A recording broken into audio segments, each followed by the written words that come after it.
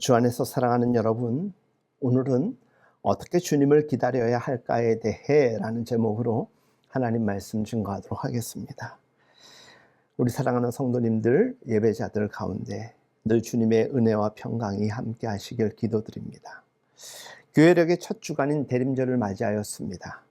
기다릴 때 이말임 마디절로 구성된 대림절, 오심 그리고 임함이라는 뜻을 가진 어드벤트, 그리고 라틴어로는 어드벤투스에서 유래되었다고 합니다.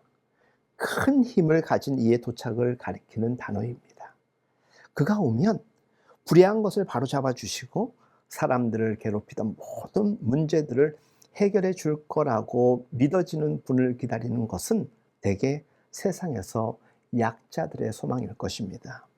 어린 시절 여러분들 TV를 통하여 보았거나 책을 통하여서 읽었거나 누군가를 통하여서 들었을 법한 이야기 하나, 바로 암행어사 박문수에 대한 이야기. 네, 기억나시죠? 관리들의 그 악랄한 행정 처분에 의하여서 공권력의 잘못된 사용으로 인하여서 신음하던 많은 백성들, 거기에 그대로 표현됩니다.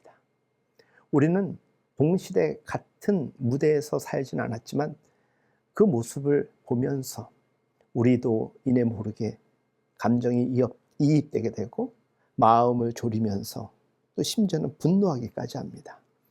모순이 극대화되는 순간에 어디선가 우렁찬 목소리로 들려옵니다. 암행어사 출두요. 암행어사 출두요. 이 한마디가 모든 듣는 이들, 보는 이들로 하여금 묵은 체증이 내려가듯이 속이 시원해졌을 것입니다.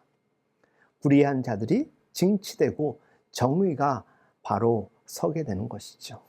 물론 나이가 들면서 세상이 그렇게 단순하지 않다라는 사실, 세상의 불의가 한순간에 해소될 수 없다라는 사실을 점점 깨닫고는 있지만 그때 느꼈던 그 해방감, 여전히 풀리지 않는, 여전히 해결되고 싶어하는 그 일들에 대한 간절한 소망이 해방감에 대한 목마름으로 오늘 우리 시대의 모든 사람들에게도 있는 것입니다. 요즘 너무 어수선합니다. 정치, 경제, 큰 규모의 나라라는 이 집단 공동체는 당연하고 아주 곳곳에 촘촘히 살아가고 있는 많은 사람들의 삶의 터전이 얼마나 어수선하게, 분주하게, 그리고 흔들리는지 모릅니다. 평안. 참 그랬으면 좋겠는데 불안, 불만, 불평, 이것이 우리 사회를 가득 덮고 있는 것이 사실입니다. 우리는 신약 성경의 거의 마지막 부분에 나오는 계시의 말씀을 주목할 필요가 있습니다. 계시록 22장 20절 말씀에 그렇다 내가 곧 하겠다. 거기에 대해 우리는 마음을 다해 하답합니다. 아멘, 아멘. 주 예수여 어서 오소서. 여러분들, 대림절은 이처럼 옛 세계가 끝나고 새 하늘과 새 땅이 도래하기를 기다리는 절기입니다. 대림절의 풍습 가운데 하나가 이 가정마다, 교회마다, 개인마다 대림한이라는 것을 만드는 것이지요. 이번에 저희 교회도 곳곳에 성전, 성탄 장식을 우리 오지훈 성도님이 다 준비하였는데 마치 이와 같은 것이라고 할 수 있는 것이죠.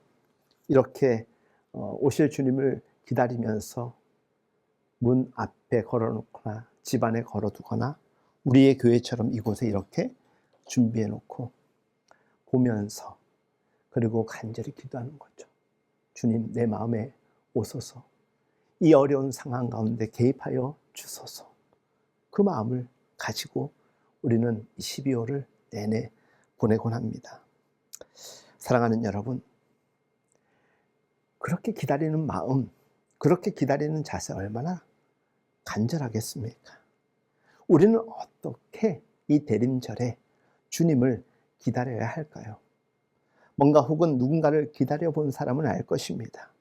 기다리면은 기쁨과 설렘도 있지만 조바심, 두려움, 더 나아가 쓸쓸함도 있습니다. 기다리는 동안 우리는 장소를 떠날 수가 없습니다. 길이 엇갈리기라도 하면 안 되기 때문이겠죠. 어떤 의미에서 기다림은 우리에게서 자유를 앗아갑니다. 그런데 그 부자유가 싫기만 한 것은 아니겠죠. 그러니 간절히 기다리며 매어서 있는 것에 대한 기쁨 또한 누리게 되는 것입니다. 기다림의 대상이 가져올 기쁨과 행복이 있다라는 확신 때문일 것입니다. 만해 한용우는 복종이라는 시에서 이렇게 노래합니다. 남들은 자유를 사랑한다지만은 나는 복종을 좋아합니다. 자유를 모르는 것은 아니지만 당신에게는 복종만 하고 싶습니다. 복종하고 싶은데 복종하는 것은 아름다운 자유보다도 더 달콤합니다. 그것이 나의 행복입니다. 주 안에서 사랑하는 여러분, 주님을 기다리는 마음이 이러해야 합니다. 주님을 마음 깊은 곳에 모실 때만이 우리 삶이 든든해지는 것입니다. 그럴 때 허망한 열정에 휘둘리지 않는 것입니다. 그럴 때만이 세상이 줄 수 없는 평안을 누릴 수 있는 것입니다. 그렇다고 막연한 기다림은 우리 영혼을 어쩜 파리하게 만들 뿐입니다. 가브리엘 마르케스의 소설 아무도 대령에게 편지하지 않았다라는 그 소설의 등장인물인 이 대령은 날마다 항구로 나가서 무트로부터 오는 소식을 기다립니다. 그는 15년 동안 군인연금을 수령하는 대상자가 되었다는 이 정가를 기다리게 됩니다. 대령은 쓸쓸하게 발걸음을 돌리다가 먹을 것을 찾아 헤매이는 수탉을 보면서 혼잣말로 이렇게 이야기합니다. 친구, 인생은 쓸쓸한 거라네. 여러분, 이런 기다림이라면 기다릴수록 점점 삶이 화려해질 것입니다. 주님을 기다리는 이들에게 주님이 기뻐하시는 일을 하며 기다려야 하는 것입니다. 주님이 기뻐하시는 일은 무엇일까? 우리 기독교는 한마디로 요약하고 정리합니다. 주님이 기뻐하시는 일은 생명을 풍성하게 하는 일입니다. 더 인간답게, 더 생명 있게 살아갈 수 있도록 돕고 그것을 확산시키는 운동을 하는 것입니다. 주님이 병든 이들을 고치시고 귀신을 쫓아내고 죄인들의 벗이 되신 것은 이 한 가지 목표를 수렴하기 위함 아니겠습니까? 생명 잔치를 날마다 이어가셨던 것입니다. 주님을 기다리는 이들은 함부로 생명이 유린되는 현실에 저항해야 합니다. 요즘 우리 시대 생명의 가치가 얼마나 바닥에 떨어져 있는지 모릅니다. 생명을 살리고 풍성하게 하기 위해서는 늘 우리 스스로가 그리스도 안에 있어야 됩니다. 죽을 수밖에 없는 죄인, 저 같은 국가대표 죄인을 하나님께서 자녀 삼아 주심으로 죄 용서하여 주시고 칭호의 의롭다 여김을 받게 하심으로 하나님의 자녀가 되고 우리는 영원한 생명의 소유자가 되었습니다. 이것이야말로 그리스도 안에 있을 때만이 가능한 고백이요 확신 아니겠습니까? 줄기에서 잘린 가지, 줄기에서 잘린 가지에는 열매가 맺히는 법이 없습니다. 주님과 접속이 되었을 때, 플러그인 되었을 때 우리는 비로소 생명과 평화라는 열매를 맺게 되는 것입니다. 그리스도 안에, 주님 안에 있는 이들은 모든 것이 풍족하다라고 느낍니다. 왜 그렇습니까? 정말 많아서이기도 하지만 부족하면 부족한 대로 감사하는 것이고 넘쳐나면은 도리어 나누면서도 우리가 가질 수 있는 것만으로도 날마다 풍요의 잔치를 이어갈 수 있기 때문입니다. 사랑하는 여러분, 늘 결핍에 시달리는 사람들의 특징이 있다면 인색한다라는 겁니다. 결핍에 시달리는 사람은 더 이기적입니다. 인색함은 물질만 아끼는 것이 아니라 다른 사람을 인정하는 그 자체를 꺼리는 마음까지도 내포하고 있습니다. 주님 안에 있을 때만 그놈의 인색함이란 질병에서 벗어날 수 있는 것입니다. 그리스도 안에 주님을 기다리는 사람, 주님을 만날 곳이 어딘지 잘 분별해야 됩니다.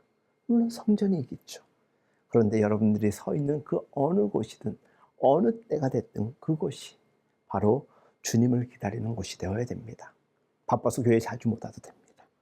직장에서나 학교에서나 버스 정류장에서, 버스 안에서, 대중교통 안에서 운전대를 잡고 있는 그 순간 이 12월 내내 주님을 기다리는 마음으로 주님의 말씀을 묵상하고 또 찬양을 들으면서 조용히 혼자만의 기도의 시간을 갖고, 뭐 틈새 기도라고 하지 않습니까?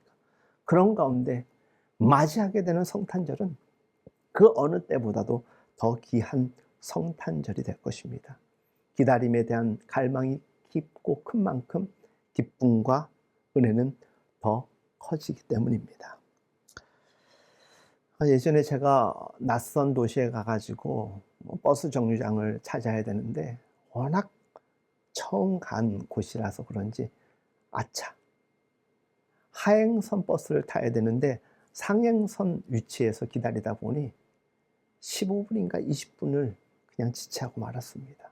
결국 약속 장소에 늦게 도착하였습니다. 장소를 잘 분별하고 선택하고 그곳에 있는 것 또한 매우 중요한 것입니다. 12월 한 달 동안은 그래서 더 절제도 하시고 더 하나님을 기다리고 우리 주님을 기다리는 그 마음에 아주 적합한 곳을 찾아가는 것 또한 지혜일 것이라고 생각합니다. 주님은 당신이 어디로 오실지 우리에게 마태복음 25장에서 힌트를 주셨습니다. 주님은 세상에서 가장 작은 자의 모습으로 우리에게 다가오십니다. 우리가 진정 주님을 기다리는 사람이라면 어려운 분들, 약한 분들, 믿음 없는 분들, 방황하는 분들, 그들 곁에 계십시오. 그들을 위하여서 사랑을 베푸십시오. 그것에 주님이 임하신다라고 성경은 우리에게 힌트를 주는 것입니다. 이것이 대림과 성탄 시기에 우리가 명심하고 있어야 할 마음인 동시에 있어야 할 곳인 것입니다. 오늘 말씀의 제목, 여러분들 그 말씀 제목만 잘 기억하십시오. 어떻게 주님을 우리가 기다릴까에 대하여서 고민하자라는 것입니다. 주님 오심을 기다리는 사람들은 어떤 꿈을 품고 살아야 할까요? 한비아 씨라고 여러분들 아시죠? 그분이 훗날 주님 앞에 서게 되면 단 한마디의 말을 들었으면 좋겠다라고 이야기합니다. 애썼다. 꼭 제 마음 같습니다. 저도 주님 앞에 서는 날 애썼다. 소천하신 존경하는 우리 원로 목사님, 박경환 목사님께서 늘 뭔가 수고하고 교회로 돌아오고 집으로 귀가하다 보면 전화로 아니면 바로 앞에서 말씀하셨어. 애썼다, 수고했다. 그날의 그 피로가 한 번에 그냥 싹 사라지는 것 같았습니다. 우리가 하나님 날아가는 그때에 하나님께서 천국에서 우리를 맞아들이시며 애썼다라는 그 한마디, 너무나도 우리에겐 좋을 것 같습니다. 소박하지만 도전이 되는 이 말 아닙니까? 여러분들 훗날 하나님 앞에 갔을 때 애썼다라는 그 말을 듣기 위하여 오늘 이 경량 속 풍랑이 휘몰아치는 광야와 같은 이 땅에서 도전하십시오. 믿음으로 도전하십시오. 하나님이 주신 여러분을 향한 소망과 비전과 열정을 가지고 나아가십시오. 바울 사도는 주님이 나타나실 날에 흠잡을 데 없는 사람으로 서야 한다라고 말합니다. 참 무겁습니다. 게으르고 자기중심적이고 욕망에 휘둘리기 일수인 우리로서는 어쩌면 언감생심처럼 여겨지는 말 아닙니까? 아무리 생각해도 이런 목표를 이루는 게 불가능할 것만 같습니다. 하지만 바울은 그 희망의 뿌리가 우리가 아니라 우리를 끝까지 튼튼하게 세워주실 주님임을 믿은 사람입니다. 그렇게 전진할 수 있었던 것입니다. 우리를 부르시고 그 아들 우리 주 예수 그리스도와 친교를 가지게 하신 신실하신 주님이 희망의 뿌리입니다. 하지만 타성에 젖어서 그런 삶의 목표조차 세우지 못하는 게 우리의 현실적인 문제 아니고 무엇이겠습니까? 대림절.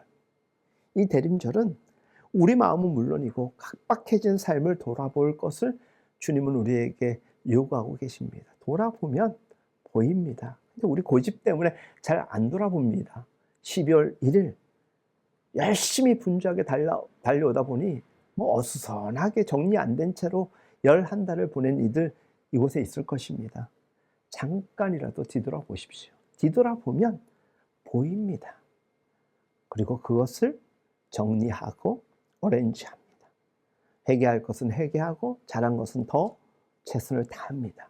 그런 자들에게 12월은 더 귀한 것으로 결실을 맺게 되는 것이고 내년을 준비하면서도 기쁨의 미소를 낼 수 있는 것 아니겠습니까? 이 대림절을 맞이하여서 죄와 허물, 이기심과 그릇된 습성의 덮개가 앉은 우리의 마음, 그리고 무정한 마음, 사나운 마음, 인색한 마음을 자꾸만 닦아낼 수 있어야 합니다. 그래야 닦아내면 닦아낼수록 하나님의 형상이 우리 안에서 드러날 수 있는 것이 아니겠습니까? 신앙 체험을 브레이크스루, 돌파라고 이야기합니다. 오시는 주님은 이미 익숙해진 우리 삶의 균열을 낼 수도 있습니다. 우리의 자아와 중심성을 깨트려야만 우리는 하나님께 더 가까이 갈 수 있기 때문에 주님이 깨고자 하실 때는 즐겁게 깨주십시오. 여러분, 주님을 모신다라는 것은 바로 그런 가능성 앞에 서는 것입니다. 그리고 내어드리는 것입니다. 언제부턴가 특히 도시 사람들은 자기를 오픈하고 자기 집을 공개하는 것을 좀 꺼려하는 경향이 있습니다.